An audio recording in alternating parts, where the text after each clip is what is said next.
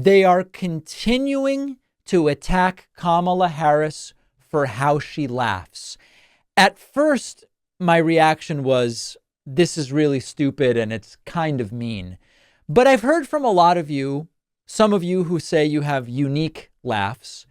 And I actually want to say a little more today about this. But before I do that, let me just remind you, the various RNC attack Twitter accounts continue going after Kamala Harris for how she laughs. After one of her rallies earlier this week, the one in Milwaukee, the RNC Research Twitter account tweeted out, quote, Kamala Harris brought her cackle to Milwaukee, and they attached the following video with it. Good afternoon, Wisconsin.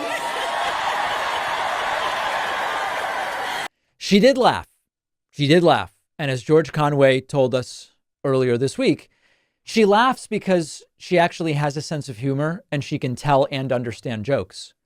Trump seems to have some physical inability, some brain issue that prevents him from really understanding jokes and humor. He has no sense of satire or sarcasm.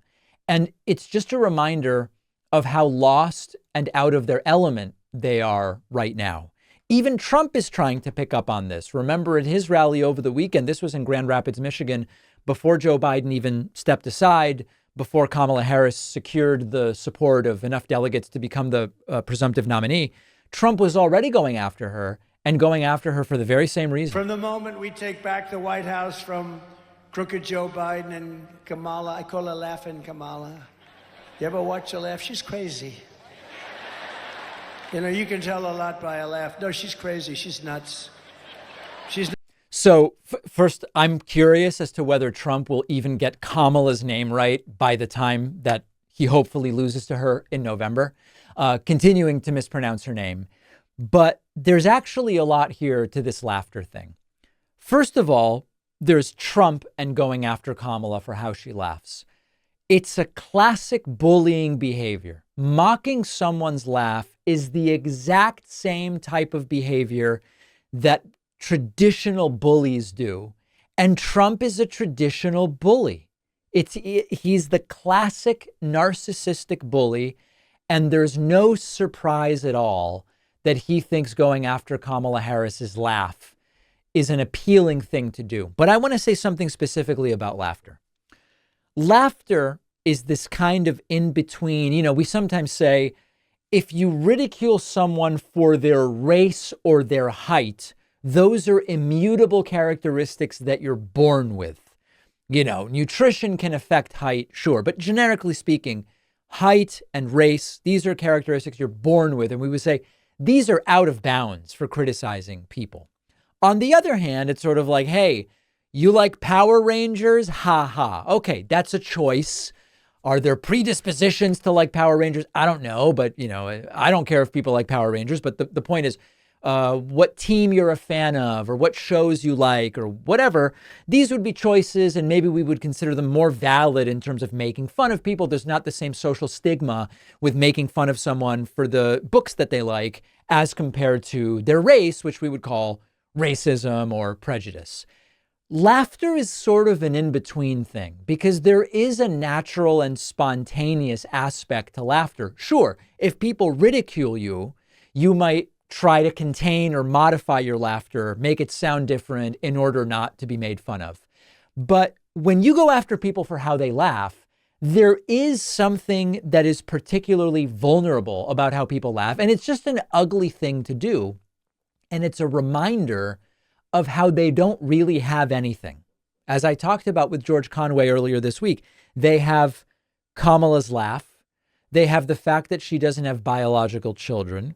And they have DEI, which is really just a form of racism. It's a way of saying, if she were white, she wouldn't be here. She's only here because she's half Jamaican, half Indian. So there's a really ugly thing here. And when we talk about Trump as a bully, social anxiety can be very much affected by how people react to different characteristics about you. There are people who are self-conscious about their teeth. And the more they are told or people kind of look at their teeth, the more they try to find ways not to show their teeth when they laugh, which is a very natural thing. And it generates social anxiety. Laughter is the same thing. So the point I'm trying to make is it's not a shock that an ugly bully like Trump would focus in on something like this, and that Republicans would in general, because there's a lot to it that is really bothersome to people. And it's just a reminder that they don't really have anything solid against Kamala Harris.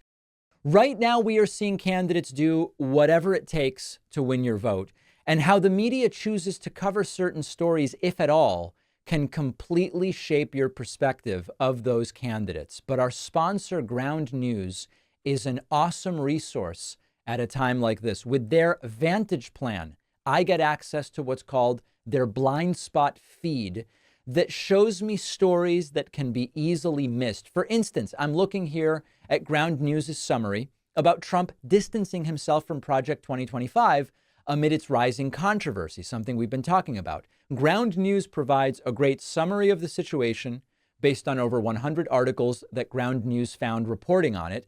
And Ground News shows me that almost no conservative news outlets are covering the story. Not a surprise. Ground News shows us that the right-wing outlets only report on how Trump is denying involvement with the project, while the center and left outlets are actually giving context on Trump's connections to the movement of Project 2025. Every story comes with this visual breakdown of the political biases and ownership of the reporting news outlets, which is really important to know as well.